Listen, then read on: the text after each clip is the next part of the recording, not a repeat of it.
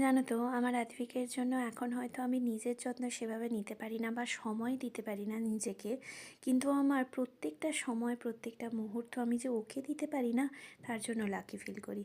আজকে তোমাদের সাথে একটা ছোট্ট মুহূর্ত শেয়ার করব। যখন আমরা কোথাও আউটিংয়ে বা ট্রিপে যাই, ঠিক তার কতটা আগে থেকে ওকে আমি প্রিপেয়ার করতে থাকি। আউটিংয়ে যদি যাই তখন আমরা আগে থেকেই ভেবে নিই ঠিক কটার সময় ওকে ঘুম থেকে ওঠাবো, ঠিক কী মানে ওকে খাওয়াবো, কি কি ব্যাগে নেব সবটা।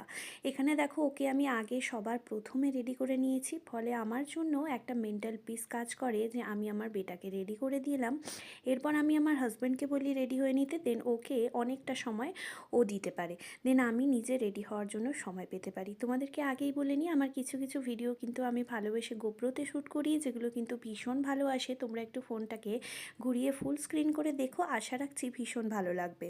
ও বুঝতেই পেরেছে যে পাপা আর মাম্মা আমাকে নিয়ে কোথাও যাবে, তো ভীষণ এক্সাইটেড, দেখেছো লাফালাফি শুরু করে দিয়েছে। ওকে রেডি করে এবার পালা ছিল আমার রেডি হওয়ার, যেটা আমি তাড়াতাড়ি করে নিয়েছিলাম কারণ ও আর আমার হাজব্যান্ড রেডি হয়ে গেছিলো।